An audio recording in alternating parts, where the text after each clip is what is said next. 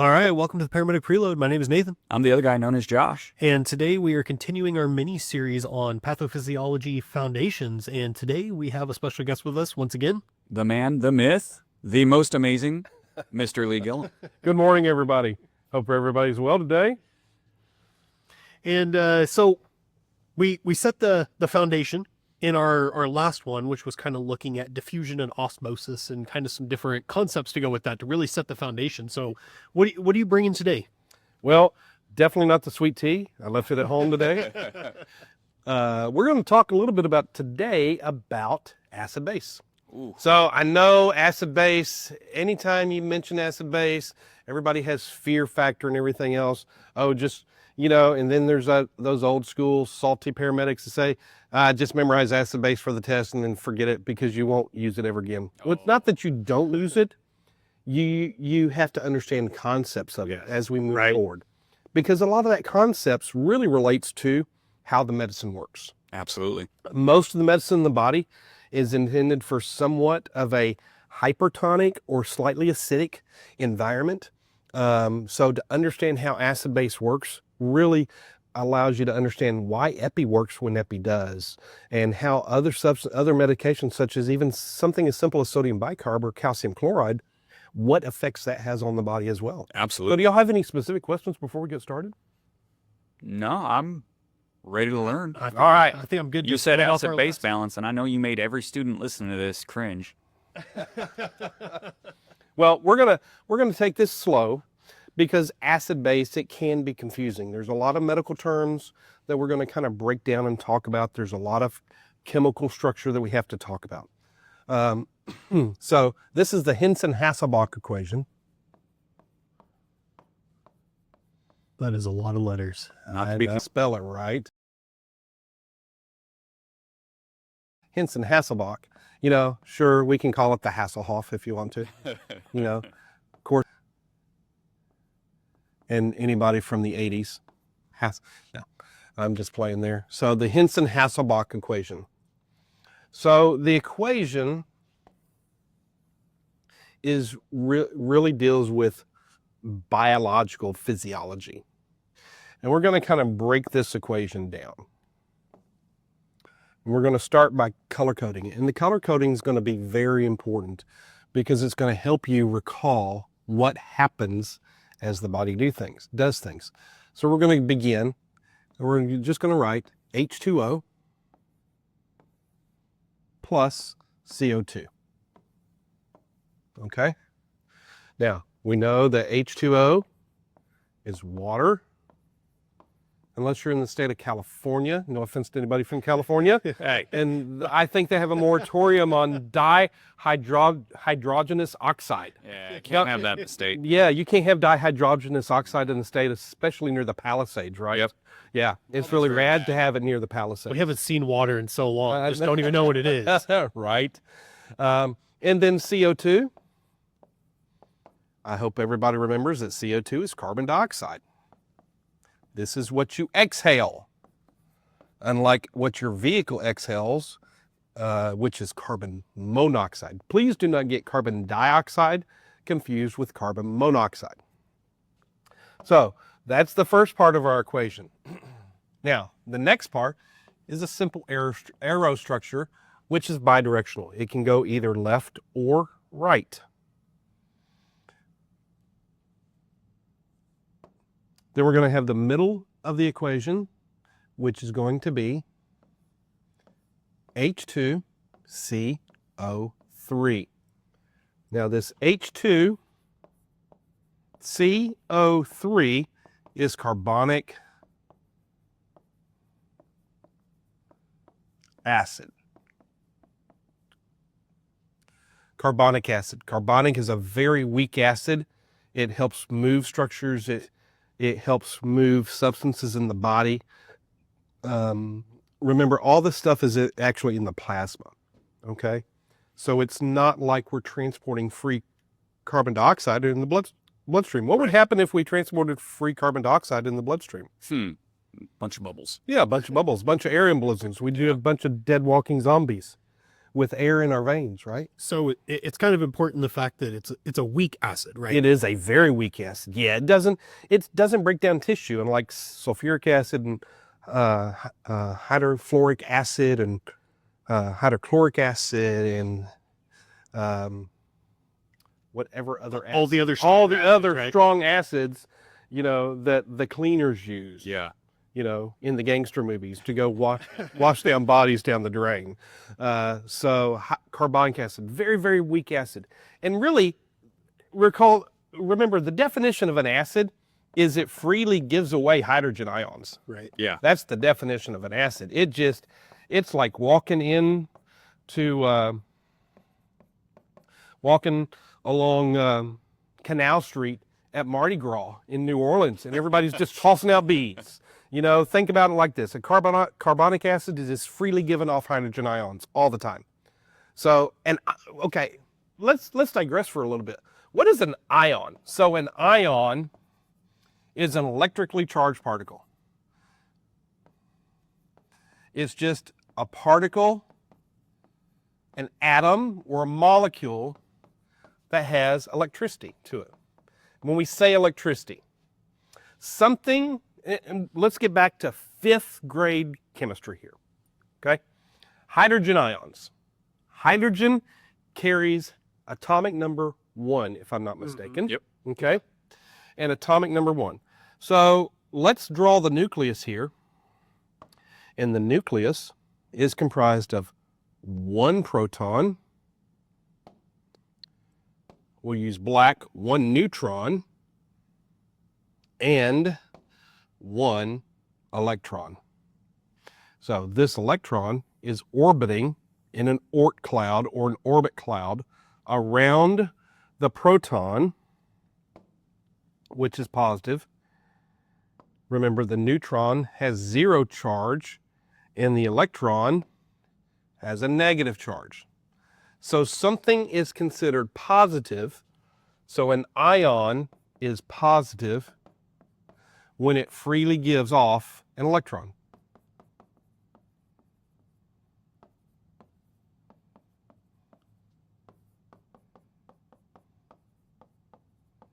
So that's why I'm writing this in red here. So this electron here can be freely given off. And when it's given off, it can bind to, in the case of water, 2 hydrogen atoms are used to combine with 1 oxygen atom. So oxygen actually can end up having a negative charge. Yep. Because it freely accepts 2 electrons. Now, we're not going to dive really deep into the chemistry about electron valences and Oort clouds and how all that stuff works. Just know on the foundation level that if something gives off an electron, it has more positive charges, more protons than it does electrons. So every atom naturally wants to be, let's get back to that word that we had a couple weeks ago, isotonic, right? Yeah. So every atom wants to be neutrally charged. So it has the same electrons and the same protons. But when it freely gives off electron, it's considered positive. When it freely accepts an electron, it's considered negative. Mm-hmm. So you may see in some instances anions. And anions are literally negative particles.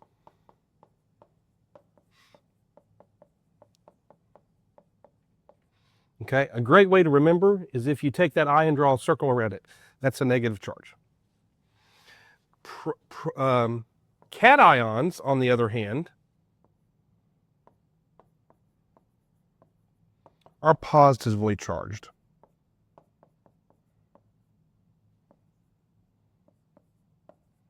Positive particles. Well, take that T and draw a circle around that. So anion is a negatively charged particle. Cation is a positively charged particle. Anion negative, cation positive. So real quick, and some cations that are positively charged, you have sodium, you have potassium, okay, you have magnesium, and typically we'll put the number of charges it carries. And I believe sodium is a +2. I know potassium is a +1. Magnesium, I think, is a +2. Yes. So that's how many electrons they give off. Now, on the flip side, you have anions. Most common anion is chloride. Remember, sodium and chloride together, that's ordinary table salt. Yep. Okay? Right. But chloride is considered negatively charged because it freely gives off. And actually, that takes me back here. I know now that sodium is single plus because chloride is a single minus. So anion is a negatively charged particle, and cations are positively charged particles. Okay, so now that we've got a clean board, are there any questions? Do y'all have any questions real quick before we kind of move on about this equation about cations and anions? No, I think I got it. Cation, positive. Anion, negative. Yeah, and Clear what as do, mud. what do you circle in the anion to tell you it's the answer? Hey, it's the little negative sign. Exactly. Circle the I, and in cation, circle the T. That helps you remember which one's positive, which one's negative. It's actually a pretty good tip too. I've never heard that before, so that's really good.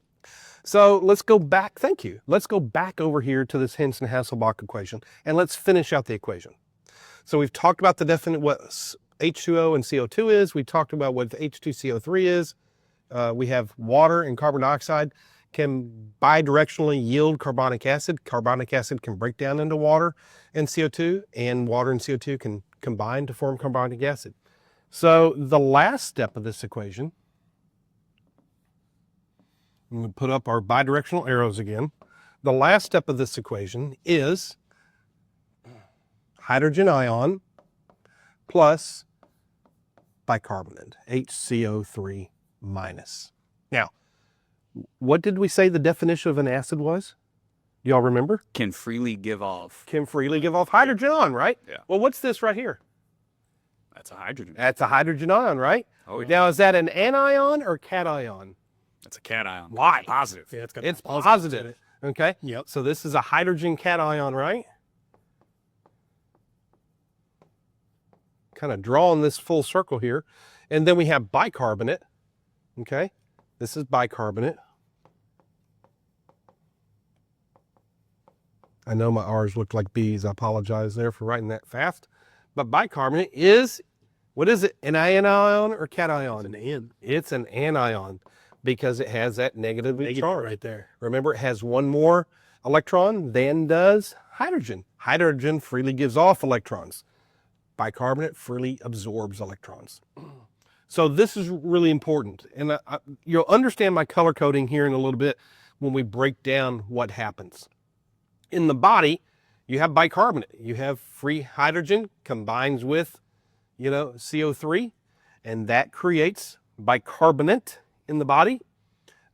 You can't have gases, so your noble gases, things like hydrogen, oxygen, molecule of carbon dioxide, even carbon monoxide, even nitrogen. These can't float around the body freely. Right. If nitrogen floats around the body freely, divers get what? The bins. The bins. Yes. Okay, remember that. End up killing you. So if you inject 20 mils or more of air into somebody's vein, You you get that create an air embolism. You kill people.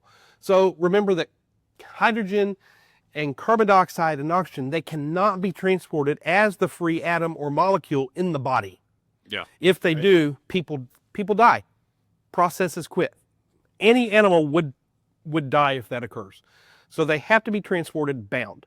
They're either transported bound to create a salt, like in the case of bicarbonate, or to create a fluid, like in the case of carbon dioxide binding with water to create carbonic acid. So things have to transport in the body bound. Oxygen is transported in the body bound to the heme molecule on the red blood cell. If it's not bound, it creates a giant oxygen embolism within the bloodstream, which is bad. People die and when that happens. So let's talk about how this equation works. Now, Josh, you brought up a question last time when we talked about tonicity. Remember? Absolutely. Do you remember the question you It's asked? going on at the same time. All this is happening at the exact same moment. You can't speak faster than this is occurring. So this is occurring all the time, instantaneously, just like fluid shifts and osmosis and diffusion. This is occurring all the time instantaneously. And remember, this is a constant push-pull. Again, this is homeostasis wanting to happen. Yes. remember, when the body reaches homeostasis, we're dead. You know, think about homeostasis as flatline. Asystole on the cardiac monitor Is exactly. the most stable It is. rhythm. It is. It is always stable. It doesn't go anywhere. It's Not the gonna easiest to change. work. Yeah. You know. Unless you change it. Exactly. So let's talk about where most of these processes occur. So let's go in order of priority. The fastest way that the body balances out acid is through the fastest way that the body corrects most deficits, and it occurs instantaneously all the time. We're going to call this the carbonic acid.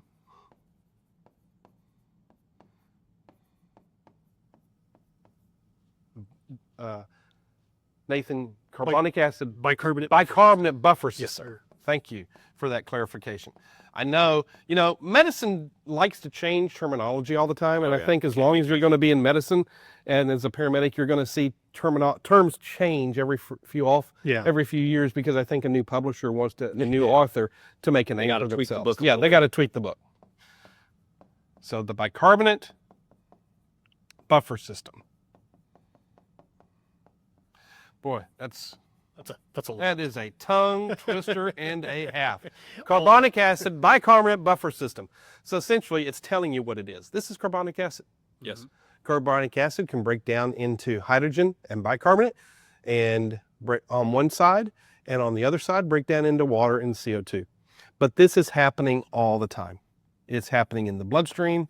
It's happening in the kidneys. It's happening in the interstitial fluids. It's happening in the cellular fluids, in the intracellular fluids. So it's happening all the time. But I want you to remember that this is considered not the fattest. It's considered actually the fastest pH buffering. It happens second by second. It does. Now, I used a new term there, pH. Mm-hmm. Okay. pH is the logarithmic number of how much acid or hydrogen ions is in a substance. So it's a logarithmic, inversely proportional to acids and alkali. But I want you to remember, want you to think about this, that pH is measured on a scale of 1, 7 is the middle, to 14. Anything that is closer to 1 is considered more as acid or acidotic. And anything that is closer to 14 is considered more base or basic. And here I'm going to throw a new word at you. Alkaline Oh. or alkalotic.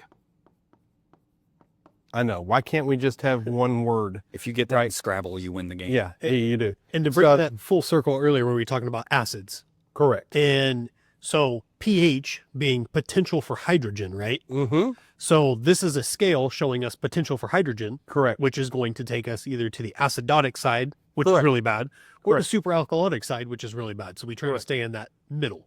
Exactly. So one of the things we talk about in hazardous materials chemistry is, in reality, most hazardous materials that you have, whether they're liquid or solids, the solution to that pollution is typically dilution. Yep. So in most instances, in hazmat management and scene mitigation and management, and even decontamination, the solution to pollution is always dilution, right? Yep. That's because water is naturally a 7. It's a neutral. So water is considered a 7. It's neutral. And this is really important, because if you mix a base with an acid, the byproduct is a new substance plus heat. So it's really poor form if your patient's been in hydrochloric acid to put baking powder on them, because then you put them on fire. You know, what is the old 3rd or 4th or 5th grade science project where you make the volcano? Yeah. Get the You have vinegar, and then get vinegar slightly acidic, and you add baking soda to that. Yep. And then you get and you put a little red food coloring in the baking soda or the vinegar, and now you kind of have red lava kind of spewing from the volcano. Kids, don't try this at home unless you have proper parental supervision. So adding that baking soda to that vinegar creates frothing. There's a little bit of heat produced. Yeah. So we have to be really careful, especially in hazardous materials situations, that we don't buffer things out, that we neutralize or dilute things out. Yeah. So you're going to hear us a lot of times in paramedic class talk about the solution to pollution is dilution. So in cases of sepsis, what do?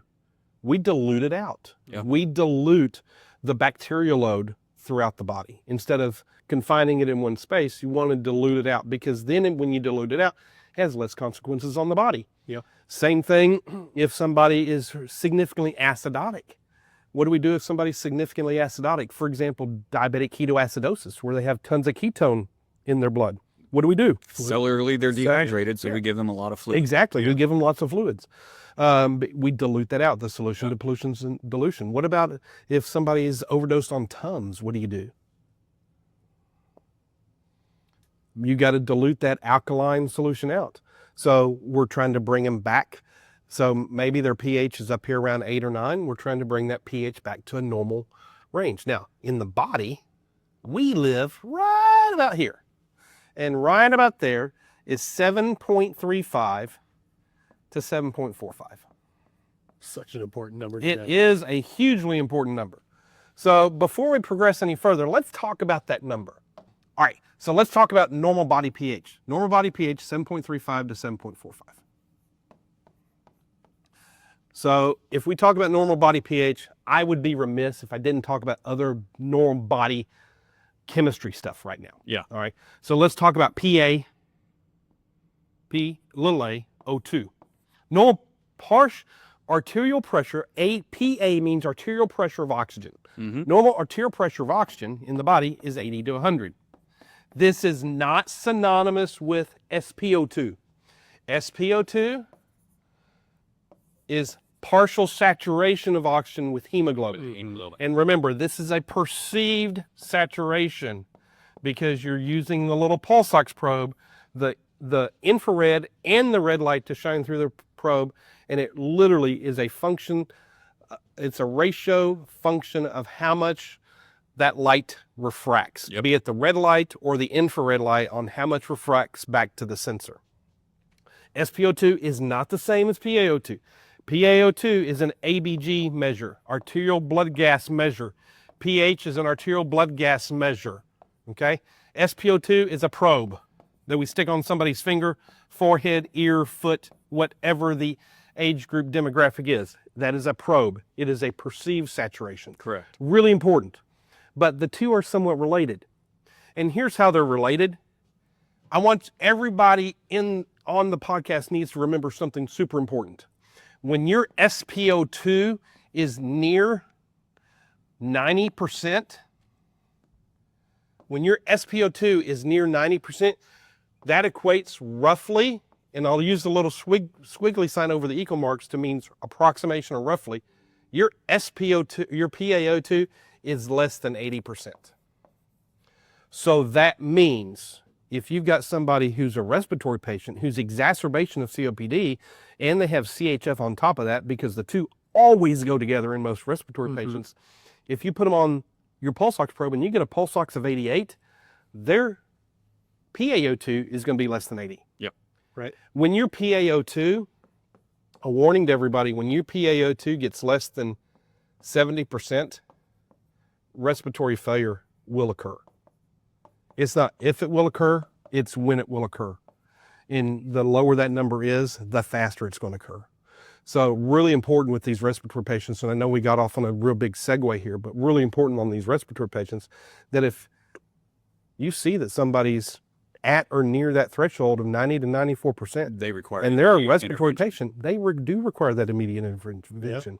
And something that you think about, and believe it or not, we instructors do listen to various podcasts and see various things.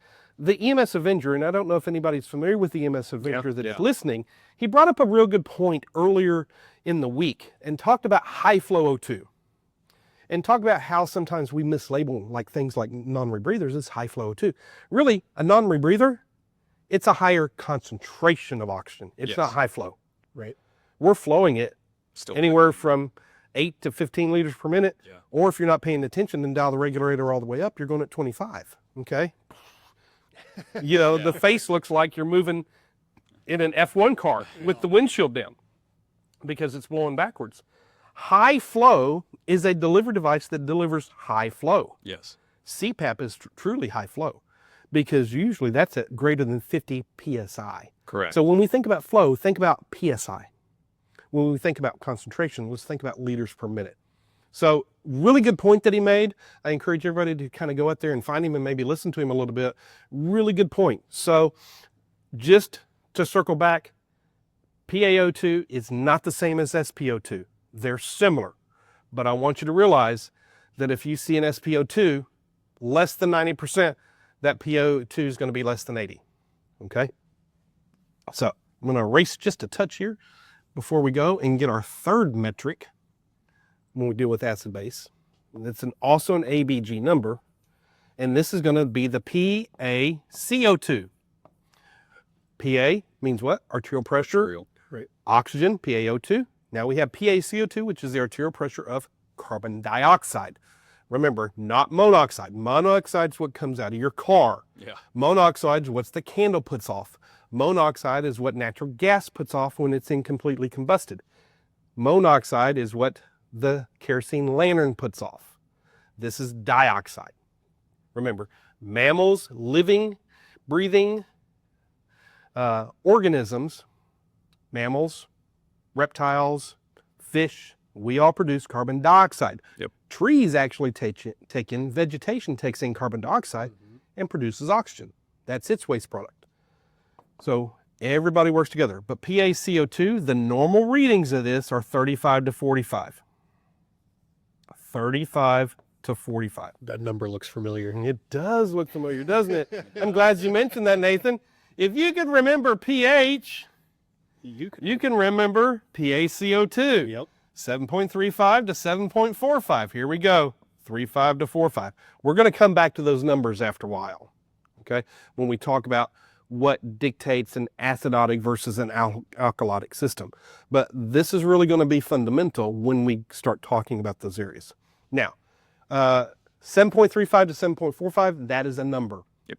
These others are centimeters of water. That's the actual units. I've never really seen anybody in medicine document the units in centimeters per water, but be aware that that's the nomenclature that's used to define that number. It's a centimeter per water pressure, or centimeters of water pressure. So we've now talked about the values: pH, PaO2, PaCO2. Let's talk about this equation, and let's talk about the components of this equation before we digress further. So the first component of the equation that we talked about was the carbonic acid. Nathan, I'll let you finish that sentence. Bicarbonate. Bicarbonate buffer system. We're just going to BBS. I'm just going to shorthand this. BBS. Way less. The CABBS. All right. The second component is the respiratory.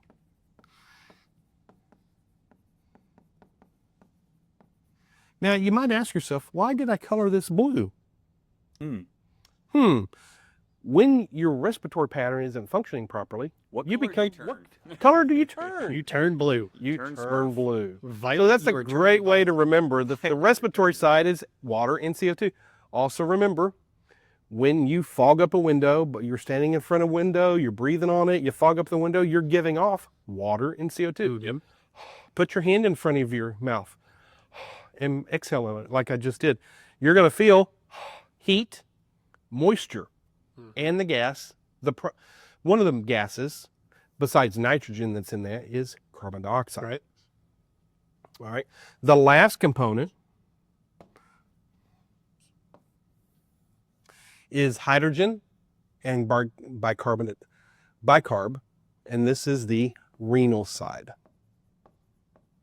It's the renal system. So we have several different components right now.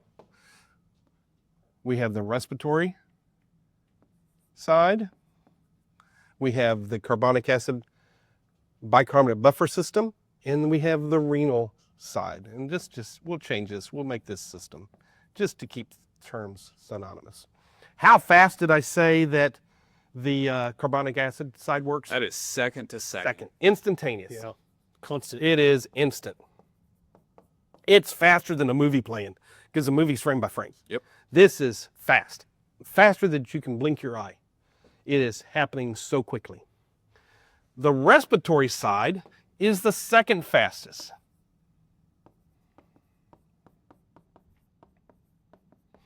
And when we think about correction of acid base, we're talking minutes. It can correct, and I've witnessed this many times in my career, you can correct a patient who is acidotic, who has a pH or an end-tidal CO2. We'll say they have an end-tidal CO2 of 55. And we'll get back to how this number correlates to pH in a little while. But you can effectively change that in less than 10 minutes by effective quality ventilations. So you've got that respiratory patient, CHF, COPD, you put them on CPAP, they were breathing 60 times a minute, retaining lots of CO2. Even though they're breathing that fast, they're not washing their lungs out, are they, Nathan? No. No. So that CO2 is being isolated down in the base of the lung tissue. So washout doesn't happen until you have full tidal volume. And remember that, kids at home, washout of the lungs occurs with effective tidal volume. The rate does not dictate quality of ventilations. Just because somebody's breathing 30, 40, 50 times a minute doesn't mean they have good quality. They're just changing out that dead space. Yes, that dead space isn't even being, the dead space is being touched. The alveolar space is not. And that's the key. Gas exchange. There's no gas exchange that's occurring. So you've got to have washout of that alveolar space. And I also like to think of that respiratory side, the H2CO, H2O CO2 side on our respiratory system when we talk DKA patients. Yeah, right? definitely. Because we've got those deep, rapid respirations, and what are they trying to do? Their respiratory system is trying to compensate for the acidosis that they're in currently. Oh, exactly. And so they're taking those rapid, really deep breaths to try to blow off as much of this acid as they can. Now, we know that that's a temporary measure and it has to be fixed overall or I die. But it is showing how the body uses the second fastest, essentially its buffer system here to fix something until help can arrive. Yeah. So in that case of DKA, the body's trying to buffer out that acidosis by buffering out, by using bicarbonate to buffer this acid out. Right. It's because ketones, ketonic acid is what's creating that ketoacidosis, right? And that ketonic acid is giving off hydrogen. That hydrogen's combining with bicarb. But if you're in a bicarb deficiency, it's got to go somewhere. Right. So the body's going to increase that respiratory rate because it's overwhelmed the middle portion, the buffer side. It's overwhelmed it. So the next fastest system is that respiratory side to compensate because it's the cup's running over. Think about this as you put a K-cup in the coffee pot, you add creamer to your coffee every day, so you got to dial down the amount of coffee that's made in your cup every day, right? Because it can only hold so much. You put your creamer in and it runs over the edge of the cup, right? So what's running over the edge of the cup? The respiratory system is trying to fix that problem. And we're going to talk about how it's going to fix that problem. But this is occurring in minutes. So I want you to remember this, boys and girls at home. It's not about the rate of ventilation. It's about the quality of the ventilations the patient's having or you are providing. Right. They need about that the good quality. capacity breath. Exactly. No longer are we going to hyperventilate somebody just to hyperventilate them. We give them good oxygen at a good rate. Okay? 12 to 18 times per minute. That's all we need. It's all about the minimum. It's all about the minimums. And it's about getting good lung expansion, not causing barotrauma along the way, getting good washout of the alveolar tissue, and moving forward. This is what quality is. So when you're doing that patient assessment, I'll circle back over here to patient assessment. When you're doing that initial assessment and you're talking about, is the patient conscious? Do they have any excessive bleeding, any immediate threats to life that we need to be managing? When we check to see that airway's open and they're breathing, we need to look at the quality of the breathing. Ask yourself, is this breathing of good quality. Either they're breathing, it's too fast, or it's too slow. Well, and this buffer system is only as good as the systems that help it out, right? So if Exactly. if you're in respiratory failure, the system does not work. If you're in renal failure, well, then we know, and we'll get to that side, but then we know that the system is going to suffer on that side as well in the long-term side of things. Correct. But if our main one, when you talk about our primary assessment in our ABCs, is if they are in a respiratory failure or they have a massive respiratory issue that is here, if we don't fix that, this buffer system does not breaks work. down. It breaks down. Yeah, our fastest buffer system. Yeah, the machine fails. Becomes very stable. If you will. Yeah, it does. It becomes very isoelectric, right? So, yeah, at that quality of ventilations, quality of respirations, I like to kind of draw things together and tell you why students that you got to pick up on these things relatively fast. If they're not breathing at all, you're going to ventilate them. Yep. If they're breathing too fast, we need to figure very quickly why they're breathing too fast. Is it anxiety-related issues? Is it ketoacidosis-related issues? Is it CHF-COPD-related issues? And then we need to work in a direction that we improve the quality of that system. Yes. Okay? Right. So, carbonic acid, bicarbonate buffer system, instant. Water, CO2 is the respiratory system, second fastest. This affects a change in pH within minutes. The renal system is the slowest. And when I say slowest, we're talking hours to days to affect a change. Hours to change. Hours to days. So Nathan, you brought up DKA just a little while ago. Right. So let's go back. Let's kind of go back and talk about that patient in DKA. So in DKA, the sugar molecule can't get into the cell, right? Right. Because we don't have enough insulin. Right. Insulin acts to aid diffusion of sugar into the cell, Right. which is why we term it facilitated diffusion. Insulin literally opens up the wall of the cell and allows that sugar molecule to pass through, because sugar is a big molecule. It's the key to the door. It is the key to the door. So you got to have that insulin. If you don't have enough insulin, you become hyperglycemic, right? That's correct. Okay. Now, how fast does hyperglycemia happen? Slow. In the patient who has a history of diabetes, right? Yeah. Now, all of us here, we're non-diabetics, or I assume we're non-diabetics. If we eat a meal, are we going to become slightly hyperglycemic about an hour to 2 hours after the meal? Yeah, things Yeah, break down. For sure. our sugar is going to be 250. If we have that key lime pie with that homemade whipped cream on top, And yeah, a my sweet sugar tea. might be 4. And a sweet tea with 5 pounds of sugar. Sure, I might actually become truly hyperglycemic for at least an hour. And if you're Or the two. paramedic student who just took down 2 Red Bulls, a honey bun, and is now going back to the vending machine for another thing to stay awake. during lunch, Exactly. You're definitely going to be hyperglycemic. You might actually cause yourself, if you do that every day, to become diabetic. So, but in that DKA, so the body's trying to buffer out all that sugar. And here's how does anybody know how that ketosis occurs? We've talked about DKA. Yeah. Well, if sugar can't get in the cell because it doesn't have enough insulin, Right. how does ketosis come into play? we start creating energy by burning off We got to other get things. energy from. Yeah. So what do we start burning off? We burn off the dirty fuels. Yeah, we burn off the stuff that's within the cell. Right. So the body, the cells, and we don't just mean 1 or 2 cells, we mean globally.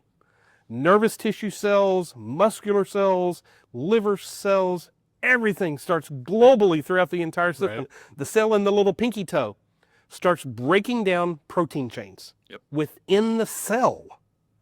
And that waste product of that breakdown of that protein chain is ketonic acid or ketones.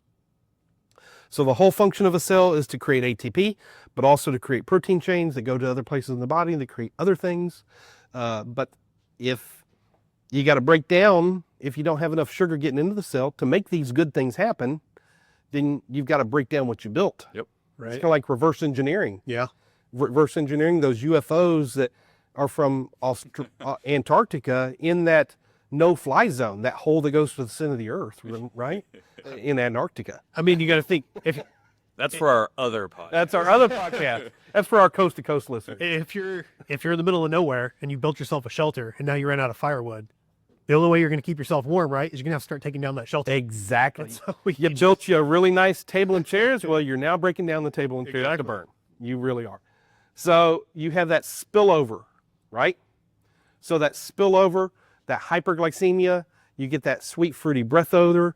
The patient's been hyperglycemic for 2-3 days. Yeah. Yeah. Okay. 2 or 3 days. They're out of their insulin for 2 or 3 days. Or this could be new onset juvenile diabetes. Yeah. Okay. So something I want you to really think about, and I'm just digressing just for a second. A lot of people are on GLP-1s nowadays. Mm-hmm. GLP-1s kind of curb your appetite for carbohydrates and you maximize your intake of proteins. Right. Well, guess what? You're maximizing your intake of proteins, and a lot of people who are on GLP-1s, you'll actually smell a ketotic breath odor. Yeah. So don't think they are truly diabetic, but you might want to ask them, hey, Medication mediated. are you on, or do you have a history of diabetes? Are you taking any GLP-1s or anything like that? Because that can make you have a ketonic breath odor, especially if you're increasing the amount of proteins in your diet and dropping the amount of carbs you have. So as our cup spilleth over in that DKA situation, the ketone's not buffered out, okay? The hydrogen ion's not buffered out. So the way the body gets rid of that hydrogen ion is right here, boys and girls. We exhale water and CO2. Yep.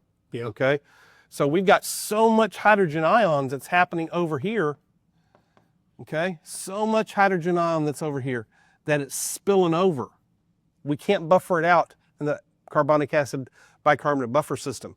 Hydrogen ion can't be transported as a gas. Mm-hmm. So how does the body transport it? As a water. It's diffused. Yeah. Okay. Yeah. Okay. Carbon dioxide can't be transported as a gas either. How's water and carbon dioxide transported together? As carbonic acid.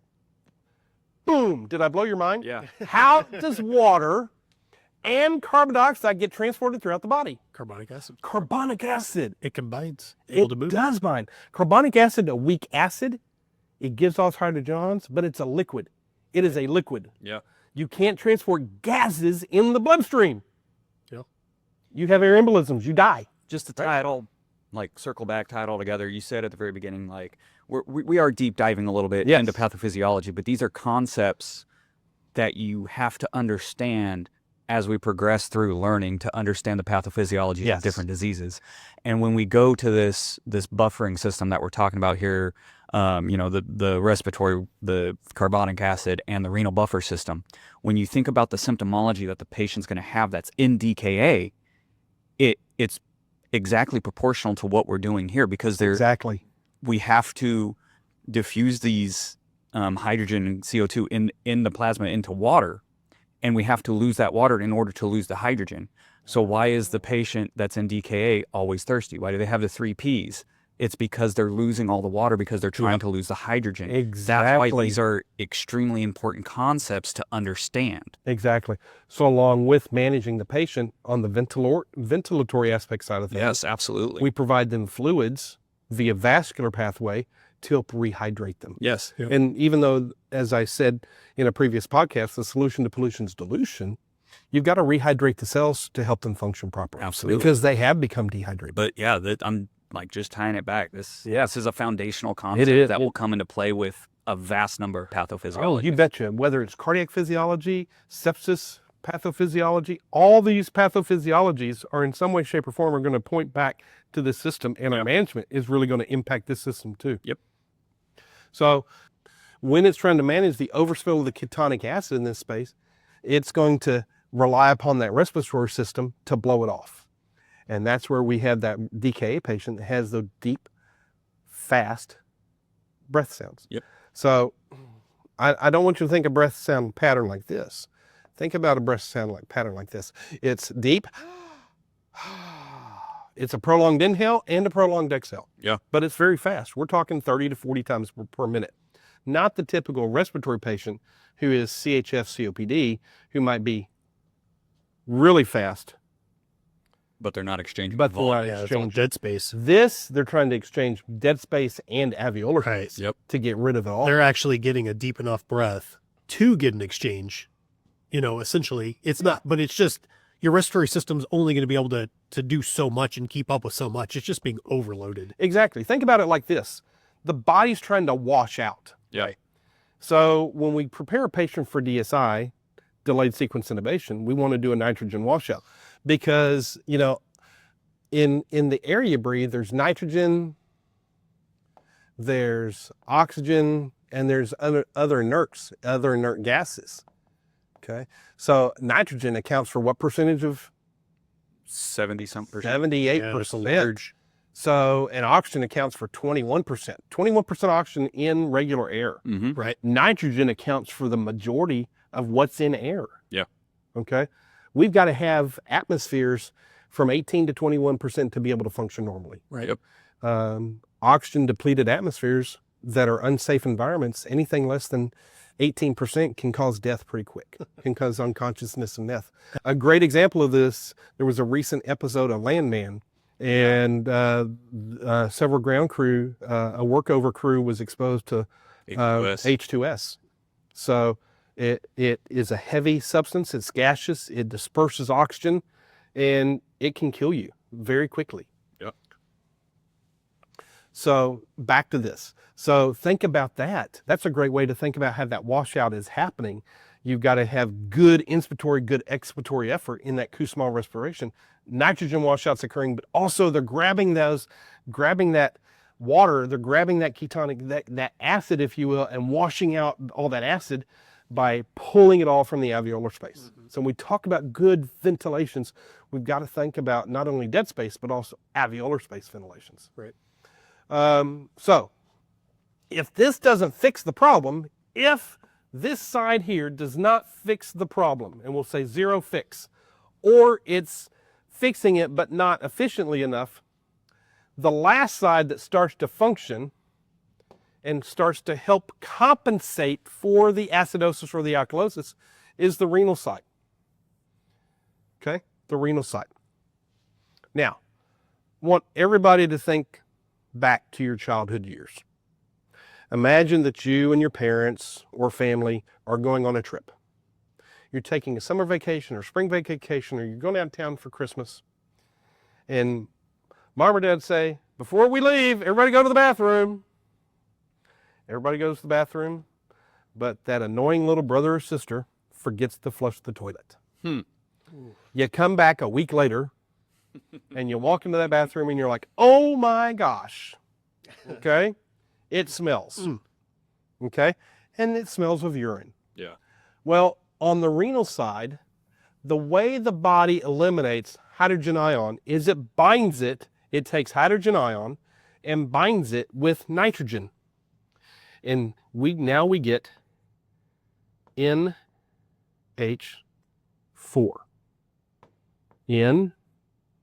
I have to erase a little bit here. Okay? H4. Now, can anybody tell me what NH4 is? Not off the top of my head. What makes urine smell so bad? It's ammonia. It is ammonia. Any cat lovers out there will tell you what happens if you don't empty your cat litter box at least once every other day. Ran that hole. You know, you might be able to clump up the fluid in the litter box, but if you don't empty it, you get a huge ammonia smell. Yep. Okay? So the ammonia is what you're actually eliminating in your urine. Okay? This is how we get rid of that hydrogen ion. The kidneys actually buffer out the hydrogen ion, retain the bicarb. Kidneys don't want to get rid of the bicarb. They want to retain the bicarb. Right. Because the bloodstream needs the bicarb to do what? To buffer. Buffer out hydrogen. Yeah. Ding, ding, ding, you win the prize. Okay? So have another sweet tea. Hey. So we've got to buffer this stuff out. It's going to eliminate, through that semipermeable membrane, hydrogen ion, and it's going to grab some nitrogen, combine it, and now we get rid of ammonia in the urine because when we pee, we don't pee air. Okay? Yeah. We pee fluid. Okay? And the ammonia is our body is getting rid of this. This can take days. So now in that DKA patient, instantaneous, we're trying to correct that ketonic acid. We're trying to create, on the buffer side, we try to correct that ketonic acid, that DKA on the respiratory side by deep, fast respirations through Kussmauls. And we try to correct it on the renal side by excessive urination. Now, I ask you, Josh, I believe you alluded to this earlier. I ask you, what's the polys that we talk about in DKA? Yeah, we got polydipsnia, polyphagia, and polyuria. Yeah, and polyuria is They just pee a lot they pee a lot. Yeah. because Okay. they're trying to They lose pee that a lot. hydrogen. Exactly. They pee a lot because they're trying to get rid of the excessive sugars. Yeah. So not only when they pee, they're getting rid of hydrogen ion, they're also peeing to get rid of sugar. Yep. Okay, because it's leaking over. Polyphagia is excessive hunger. We have excessive hunger because the cells aren't getting enough sugar. Right. So the brain thinks I'm subconsciously, I'm hungry. I need more fuel. I need more fuel. Yep. But it can't get the fuel because it doesn't have insulin, right? Yep. Or has an insulin deficient. And we have polydipsia, which is what? It's Excessive thirst. thirst. Yeah. Trying to replace all the fluid that we're losing. And we're losing the fluid through what? And the renal side. Respiratory side and the renal side. Right. How much water does the normal person exhale per hour? That's a great question if I was up there. Depends on the respiratory rate, but it's anywhere between like 1 to 2 liters or something like that. I think if my memory serves me, I'm sure there's a student or listener on here that can search this out very quickly. I believe it's about 120 mils an hour is what the normal person I said- exhales per hour with normal respiratory pattern. Wow. So if you think about, you've got somebody who's in CHF COPD Yeah. or Kussmaul's, and they've been breathing this fast for 24 hours and they're not taking in enough fluid, they're dry. Yeah. So something to think about if we're giving nebulizers to our patients who are respiratory patients. Yeah. Okay. We should be giving fluid boluses as well because we need to rehydrate them because they've been breathing at a fast rate. These people don't call you when their respiratory rate immediately goes up and they start having problems breathing. No, they call you 3 days later Yeah, when it's still not getting better. Exactly. And even a child who has croup, a croupy child, the family's not going to call EMS as soon as the croup onsets. Right. They're going to usually call 1 to 2 days because the kid hasn't gotten better. Oh yeah. You know, and that's 1 to 2 days times respiratory rate of how many per minute times how many per hour times how many liters per hour they're able to move of fluid. So they're going to be dehydrated. So I had a medical director many years ago, and I'll give credit to Dr. Jake Hovar. He drilled into us, look, every patient can really withstand 250 cc's of fluid. If you've got a respiratory patient, they might sound wet and crackly, but they've been breathing fast for days. Yeah. They're really dehydrated. Give them some fluid. You don't want the crackles to get worse.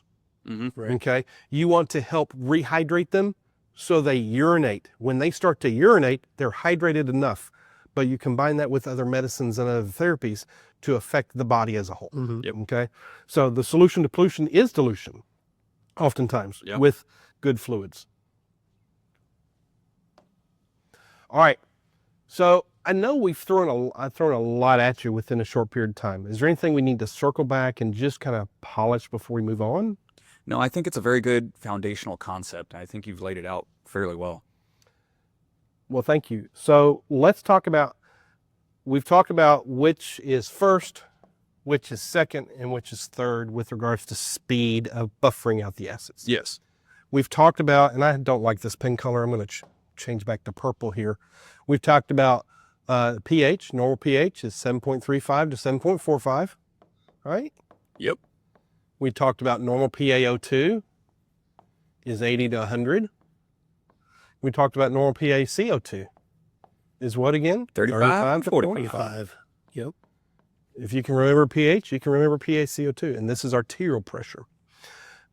Let's talk about some derangements. We've alluded to some of the derangements as we've talked about the functioning of the acid-base equation and how things transfer back and forth, because in order to understand how the equation works, you got to kind of talk about examples as it functions. Yeah. Okay. Here's some big concepts that I want you to remember, and I'm going to blow your mind here. All right. I'm going to blow your mind. Let's get rid of these numbers here. And we're going to get rid of this and this and that and that and that. And we're going to put our little 2 mark back over here with CO2. All right. Here's what I want you to remember. Anytime you have an increase of CO2, You're going to have a decrease, you're going to have an increase of carbonic acid. increase in carbonic acid. Okay. And you're going to also have an increase of hydrogen ion. So if your body is retaining CO2, that's how you have an increase in your body Mm-hmm. because it can't get it out. Yep. Your carbonic acid increases, your hydrogen ion increases. Mhm. Okay.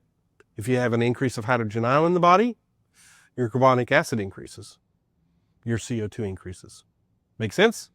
Clear as mud. I know it's clear as mud.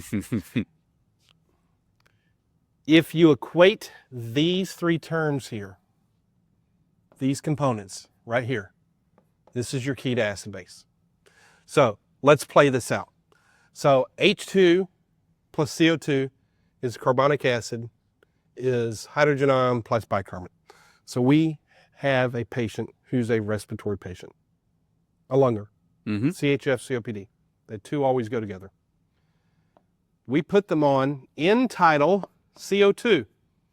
Remember, end-tidal CO2 is 98% ideal to PaO2.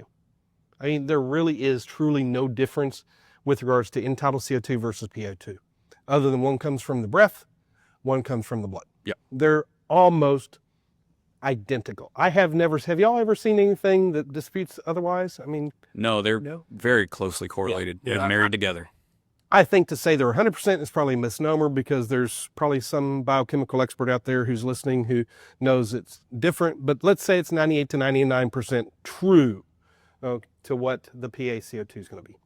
So we know that normal end-tidal CO2 should be 35 to 45, right? Correct. Because normal PaCO2 should be what? 7.35, 7.45. Normal PaCO2. Oh, 30, That's it. 35. 35 to 45, right? Okay.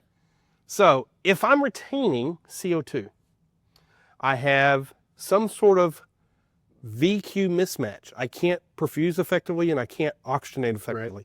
So I'm retaining CO2. So that means my CO2, if I were to graph it out over time, it's slowly going to increase, right? It's slowly going to increase. So I might now have somebody who's sitting at 55 on their CO2. Would this be good or bad? it depends on what's going on. Yeah. Not great. It's not good, is it? It's not good from a physiological No. perspective, is it? Correct. Because we cause other things to happen. Yeah. We also know that if end-tidal CO2 is up, the patient's going to be more acidotic. Right. When they I'm sorry, as your end tidal increases, your pH decreases. decreases, exactly. So remember, we have that. It's inversely It's proportional. inversely proportional. So normal is 7, 1 is an acid, 14 is an alkali or base. Folks, we didn't make this up. This is from chemistry from 100, 200 years ago. This is how the French and the Italians and the Greeks and all them from the Renaissance era figured all this out. Okay? I don't know how they figured it out. I don't profess to know how they figured it out. I just have a good application of it. But that body range, 7.35 to 7.45, it lives here. If we're making and retaining more CO2, that means our body is becoming more acidotic Mhm. because we are producing more, Carbonic. what am I circling here? Carbonic acid. Yep. So the carbonic acid is driving the acidosis. It's becoming more and more concentrated. I believe in the osmosis diffusion lecture I was talking about tea and sugar and all that. So instead of putting 2 packets of sweet and low in my tea, somebody dumped 6 packets of sweet and low in my tea. I made some good. I got to get rid of all that extra stuff. I got to dilute it out, okay? And I dilute it out by adding more tea or water. Yes. So one of the best ways that we in EMS can affect a change is through good quality ventilations and dilution, the solution to pollution's dilution. So by controlling respiratory quality And rehydration, can't spell hydration, rehydration, we can cause pH to improve. And remember, when we talk about pH improving, we're getting back to the normal of the body, 7.35 to 7.45, or closer to 7. Okay. pH gradients of the body of, I believe, 7.1 to 7.6 are considered terminal. So in most instances where the body pH is less than 7.1, more acidotic, Yeah. and it continues to drop, or the Or body greater. pH is greater than 7.6, Mm-hmm. those become values where life is not sustained. Yeah, it's inhospitable. It's inhospitable. There are many documented cases of patients coming back with pHs of 6.9 and pulling back from the brink of death, but damage is done. Yeah. And unfortunately, the stronger the acid becomes, and we talk about stronger in acid, the closer to 1 it gets, the more toxic and the more lethal to body tissues that acid is. Yeah. Carbonic acid doesn't break down cell walls, but ketonic acids do. Yeah. Mm-hmm. Okay. And the longer they are. Lactic acid does, and these lactic acid and ketonic acid, the body produces in sufficient quantities. It's damaging to cell walls and muscle walls. And when a cell gets destroyed and it leaks all of its contents out, we make byproducts. And what kind of byproducts do we make? You know, it's going to leak more out there, create more acids. Well, and let's take that one step further. What is the worst byproduct that the cell leaks out? That's myocardial toxic. Potassium. Potassium. Yeah. Okay. So potassium needed every day and twice on Sunday for good nervous stimulation, whether they're cardiac nerves or brain nerves or musculoskeletal nerves. But when there's sufficient quantities of potassium free floating in the bloodstream, it actually causes nervous transmission to cease. Mm-hmm. So from an EKG perspective, you'll start seeing dropping an amplitude of the QRS complex and the T wave, because you'll start to see increasing of the T wave and maybe some increasing of the QRS complex until it reaches a divergence location. Once it reaches that diversion, then everything starts to neutralize out and you cease transmission of electricity. And you become very stable. You do become very stable. Very stable. 6 feet up, 6 feet under stable. All right. So getting back to this, so an increase of CO2 has led to the increase of carbonic acid. In that case of DKA, okay. So if we want to pull this back and let's go with a different patho for acid. Okay. Let's do our opioid overdose, right? You had your patient who used opiates. Yeah. They unfortunately overdose on, whatever the opioid is. We could say heroin, we could say it's fentanyl. Oh, it's 2025. It's definitely fentanyl. Carfentanil, it's out there. So when they go into that respiratory arrest or that imminent respiratory failure, they're breathing 4 times a minute. I consider that pretty much an arrest at that point. You're venting, right? So they go into that respiratory arrest. So what's their CO2 going to do? Because we're not blowing it off, right? So we're building. Right. Which means we're creating acids, which means they are going acidotic on them. And so once again, here's this whole entire equation coming back around full circle saying, how does this affect our care in the field? This affects our care because if you have a patient who doesn't have that respiratory drive, where are they going? They're going acidotic. They're going inhospitable environments. True. Well, and let's take that one step further. In the cardiac arrest patient, you become acidotic because you're not moving any of these gases out of the system. In opiate overdoses, benzodiazepine overdoses, any CNS depressant overdose, you're not ventilating as effectively. So the quality of ventilation is diminished. Yeah. And the retention of CO2 is there. And as that CO2 is retained and not eliminated from the body, you have more carbonic acid. Right. Okay. And you just shut down your second best system over here, right? Your respiratory system on your left-hand side. So which leaves your renal system, but that's days. That's hours to days. And we know that to be effective, it's days. Well, that brings us to a great segue here. Metabolic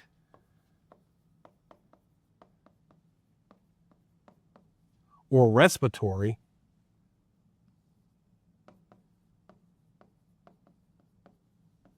So metabolic or respiratory conditions. So we can have acidosis or alkalosis under metabolic, or we can have respiratory acidosis or alkalosis under the respiratory side. And these would be circumstances that are causing this to occur.